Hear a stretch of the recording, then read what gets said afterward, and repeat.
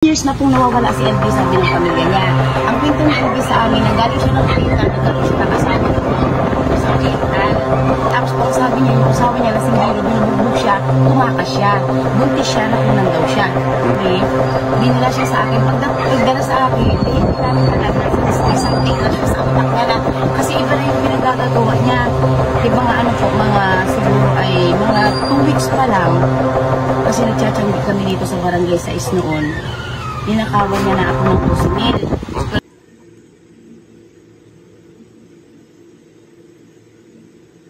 Ang pula yata ng lipstick ko. Ano ba yan? Makapal dito, manipis doon. Ayan, good morning! Hello! Kamusta po kayong lahat? Kamusta ang gising? Bukod sa mapulang-mapula ang aking labi. Ayan. Kamusta po ang buhay-buhay? Sana nasa maayos na kalagayan ng lahat. Hindi talaga pantay kilay ko. Ayan. Hindi ka na po problemahin yan. Hayaan mo na silang mag-adjust sa kilay ko. Hindi pantay. Ayan. Good morning, good morning, good morning. Ayan. May good news na ba kay Aling LB? Yung nanay, lola, nakasambahay? Naku po. May explanation pala yung dalawang mag-amo. Hindi. Dalawang amo. Yung mag-asawa na amo ni Aling LB, ni Nanay LB. May explanation kung bakit siya nabulag, bakit siya nagkaganon, ano nangyari sa kanya. Napakababaw na rason. Kuyang. May ebidensya na. May nangyari ng hindi maganda. Sa kalagayan ni Nanay LB, kailangan pa ba niya magsinungaling? Diyos ko Lord. Sana umamin ka na lang kung anong mga nagawa mo. Humingi ka na lang ng tawad. Baka sakaling maintindihan ka pa ng mga mamamayan, mga tao sa paligid mo. Aminin mo na lang yung mga pagkakamali. Sabihin mo, bugso lang ng damdamin, kaya mo nagawa yun. Ganon. Hindi yung kung ano-ano pa yung mga sasabihin mo. Pag ganon, hindi na kailangan magsinungaling ng matanda, nung lola, nung nanay. Bakit kailangan niya pang magsinungaling sa nangyari sa buhay niya? Ba't kailangan niya pang pagtakpan, pagsinungalingan ng lahat? Anong mapapala niya doon? Ikaw, itay, boss amo.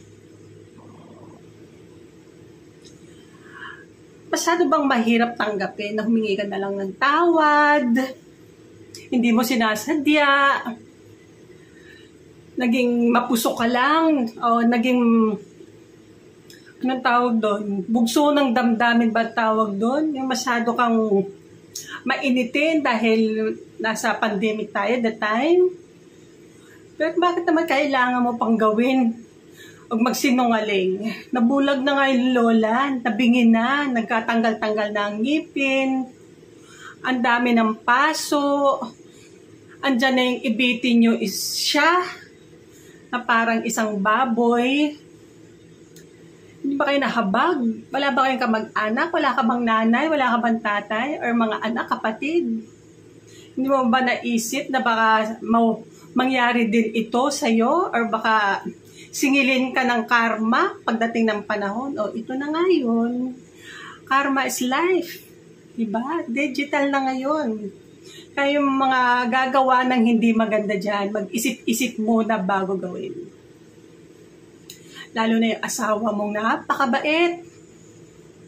Kababaeng tao pa man din. Wala ka bang anak, inay? Madam? Bakit masyado kang malupit? Ano bang napagdaanan mo sa buhay? Tumanda ka ba na masyadong mapait ang iyong karanasan sa buhay? Diba? Babae ka pa man din, nanay din, tatanda ka rin. Actually, may edad ka na din eh. Hindi mo naman naisip na baka sakaling gawin din ito sa'yo ng ibang tao o sa mga anak mo o sa nanay mo, magulang mo, kapatid mo. Masyado kang malupit, madam. Hindi ka na naawa. Hindi ka na natakot sa karma. Hindi mahirap magpatawad. Hindi mahirap humingi ng tawad sa tao. Hindi yung kung ano-ano pang sasabihin nyo. Nakiso ganyan ang ginawa niya Aling LB, ganyan yan ang ginawa niya. Diyos ko Lord, hindi na kailangan magmalinis ng lola para lang mapagtakpan kayo. Masyado bang madaming pera? Eh di tulungan nyo siya ngayon, ipagamot nyo siya, ibalik nyo, tanggalin nyo yung mata nyo, ibalik mo sa kanya, ipagpalit mo. Yung mata mo, dukutin mo, ilagay mo do kay nanay, baka sakali makakita ulit siya dahil tinanggalan nyo siya ng karapatang makakita sa mundo. Tinanggalan nyo siya ng karapatang makita ang liwanag na maganda pa pala mabuhay, masaya pa mabuhay, masaya pa makarinig ng mga bagay-bagay. Hindi nyo na maibabalik yun, madam. Bus amo, hindi mo na maibabalik ang mga bagay-bagay na ginawa nyo dito sa mundo. Ang hirap na. Habang buhay ng dadalhin na Aling LB na siya'y bulag, bingi, may mga peklat. Masakit pa dyan, isabit nyo siya na parang baboy. Ano ba?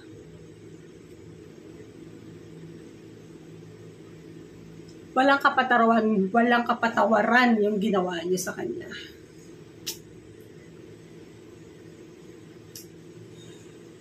Ay, o ano-ano man yung mga explanation niyo. Bahala na kayo dyan. Kasi ang ginawa pa namin po yun, kasi nung labo matayo, dinala namin po sa Batangas. Para ipagamot po. Sa bulag daw po kapapasok. Sabi niya po sa amin, may kasamahan niya po na nagpapasok sa kanya. Hindi naman nababangat sa amin. Nababangat sa amin na may kasamahan daw siya sa painom. Na? Nagpainom daw sa kanya. Pero kung kape yata, daw nagpainom. Pinainom ng kape kaya nabulag? Sabi po. Siya mismo nung galing naman sa bunganga niya yun po yun. Pero nung pumasok po sa inyo ay hindi siya bulag?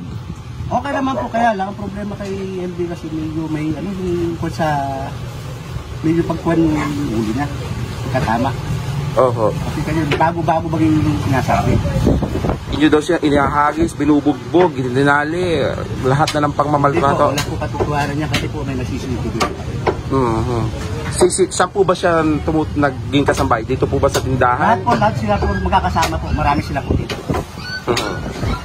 Nasaan yung mga CCTV?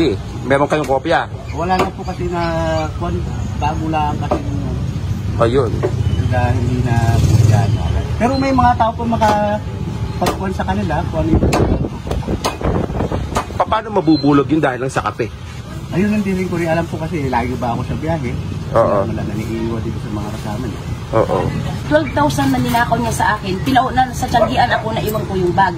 Pinauwi ko siya, pinawa ko siya ng tubig na inumin namin sa Tianggian dito sa Barangay 6. Pagdating ko nung gabi, kasi tanghali na pagdating kami ng gabi ko na nabakulat dahil pagod sa tanghali.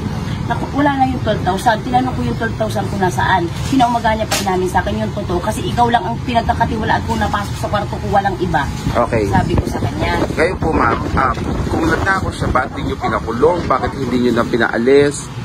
Ay, ako po, sabi niya, ate, i-deduct mo na lang sa sahod ko. Ay, ako po bilang tao. Kasi dati po sa Mr. Alibig po ako. Di ang ginawa ko sa lang din. Sige ka po. Ikaltas ko na lang sa sahod mo ng unti-unti. Ay, nako. Sa explanation niya, madam, mukhang siya pa yung nakakaawa. At bayani. Parang siya pa yung lumalabas na napakabait.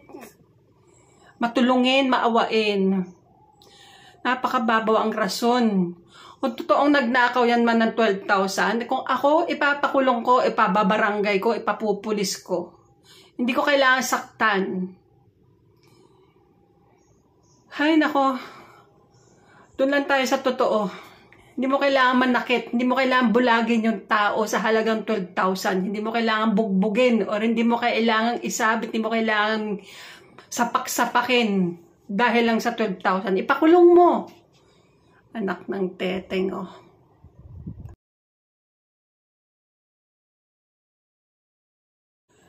masyado akong maawain sa mga tao, lalo na sa mga matatanda. Lalo na sa mga taong walang kalaban-laban na inaapi, na walang karapatang lumaban. Hindi ko kaya yung mga ganyan. Kaya walang mga kapatawaran yung mga taong gumagawa ng ganyan sa kapwa natin tao, kapwa pa natin Pilipino.